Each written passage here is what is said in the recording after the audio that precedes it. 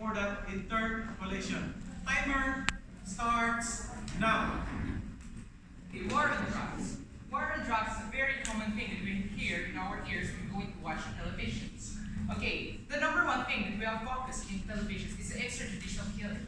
But as of now, there is still the police officers who are going to tell us that it is still under investigation. So there is no main reason who is the purpose or what is the purpose and who is the person that are involved in that extrajudicial killing. But sad to say, we're going to focus on the thoughts of the other who killed those people. It is because they weren't thinking that if a person will be involved in a specific crime, they were going to put their minds that the person will going to go out from jail. Then they were going to do it again, the same crime that they have done. But we have already know that every people must have a second chances. Maybe your brother, your sisters, your cousins, your uncles are in imprisonment, but they have a chances to do another new life, to make another new life, to start a new living. But we should not say that we should kill them. It not means that they are involved in drugs, that we should kill them. Because even God did not kill a person, didn't kill a people, did not kill a life, single life, because of just a single sin that he had done. God had said that we should preserve life, we should take care of our lives. God didn't say that we should redeem or collect some lives, to kill some lives. But he said we should preserve. And also he said in Genesis that we should go into the world and multiply. He didn't say go into the world and kill some people. No, that is wrong. That is why the weaponry that we have in the Philippines is the number one reason why there are still killings. We've got knives, we've got guns, we've got something to kill some people. But the number one thing that should in their mind that every people, even though they have done something wrong upright, they have still a reason to live and start a new life. Thank you. And as a person, if I would be in the situation, it would be my opportunity. Thank you. Debater number 2, please proceed. Interplate. So I think you have not clearly stated your point here, Mr. Speaker. Please once again clearly state your point. Okay, my point is, in war on drugs, there are lots of people who has been killed because of it. And that is my main point, that we should not therefore kill some life because of they are involved in drugs. I think that is one of the misconceptions, ladies and gentlemen, that if we talk about war on drugs, it is about killing. No, ladies and gentlemen, the government have not conducted or the government did not want to kill. So why are you talking about killing, Mr. Speaker? That is why we call, because starting the war on drugs has been implemented to our nation. There are lots of cases of killing, but as I said, it was So still are you a accusing investigation of the police. war on Because the there is no government? reason. Are you accusing the war on the government to the reason why there is so many killing? I didn't say the government is the main reason, because So I have who? said that it was Who? still under investigation. So who, Mr.? I don't know, I'm not really. So what's your point here? My point is that we should stop killing. The problem, Mr. Speaker, is that you have not clearly stated your point, and that is I why have you clearly cannot- stated my point, you just didn't listen. Can you please once again state your point? How can I state my point if I've got only 1 minute? Just state your point.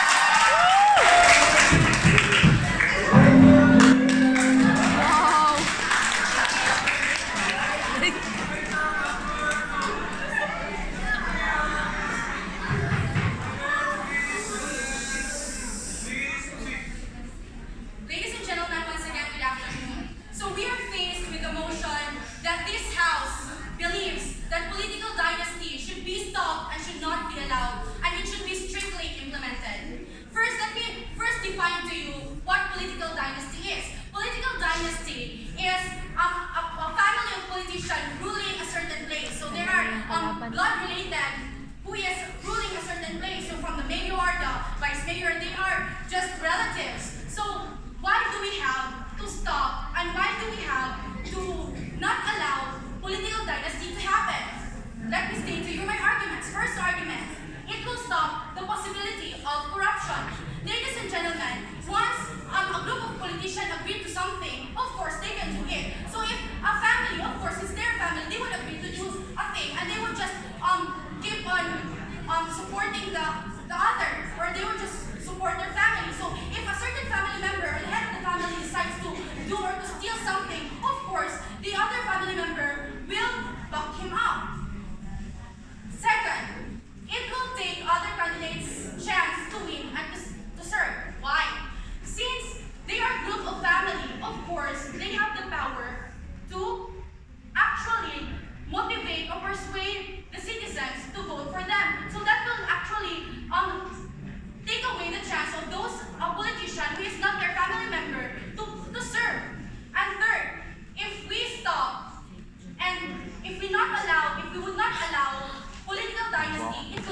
progress.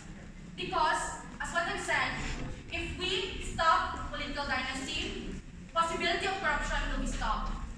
And a politician who is more honest or who wants to more serve or who wanted to serve can actually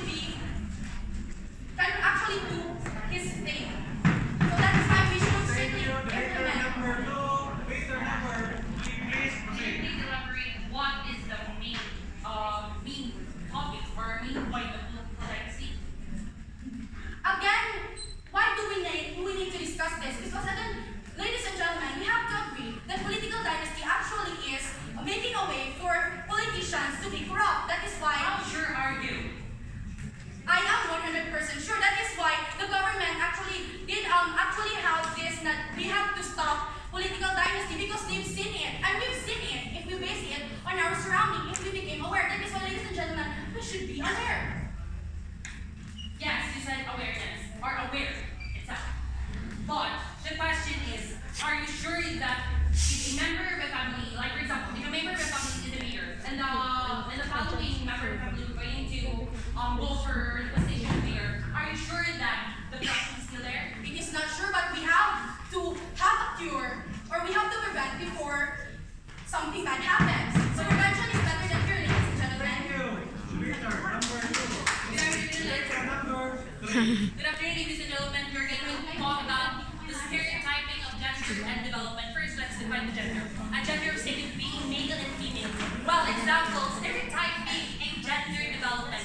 For example, a male, he cannot do what the female is, and a female can do what the male is. That is like stereotyping the gender. In gender development, now, ladies and gentlemen, the things that male cannot able to do, can able to do about what the female is doing, right? Are you agree with that? That you female can able to do what males can do.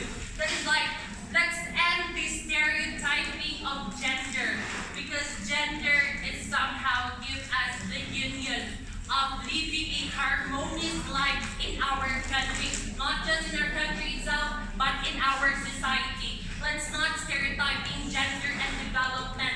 Let us focus on what individual capabilities is. That person, you, even you, all of you can do what a female or a male can. Thank you. Mr. Chair, how are you going to stop stereotyping? Are you going to implement a law and say, if you are going to stereotype a gender, I will sue you in jail? No, I'm not. Can you please repeat your question? Okay, please listen again and again. How are you going to stop stereotyping? Are you going to implement a law saying that if you are going to stereotype a gender, I'm going to sue you in jail? No, I cannot implement law, but I can raise awareness. I can stand, or I will replace myself. I will stand myself as a good example to everyone stereotyping, because I am sure that I am able to do what can people do. Excuse me, Mr. Speaker, how are you sure that your solution is 100% efficient? I am sure I stand in my own solution. Excuse me, that program is already implemented in the Department of Education, but still stereotyping is existing. Because yes, we already have the program, but the problem is we need to stand in our own feet. Let's be voice the voices. Okay, then how? Waiter number 4, please proceed. Warning, stop voting. Okay, then how? Okay, an eye for an eye will only make the world blind. Let me borrow those words from Muhammad Gandhi.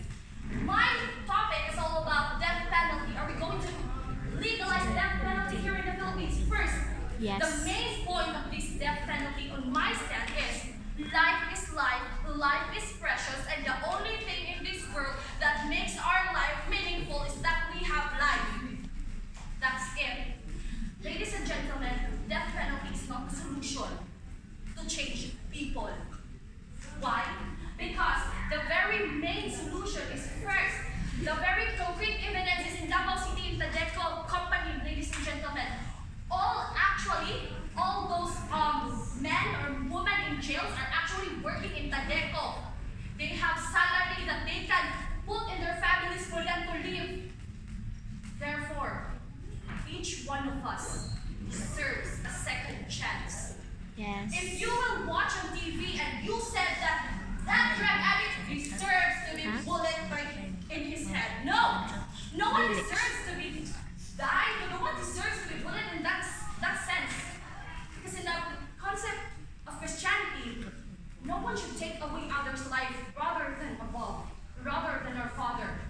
And we should stand on our norms and beliefs. Because that's what makes us human. If you will agree with that penalty, are you a murderer yourself? With that, I was released. Thank you, Victim number 4.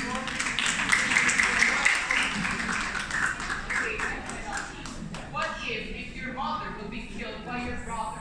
Would you not still implement death penalty? Ladies and gentlemen, there is a legal process to be taken.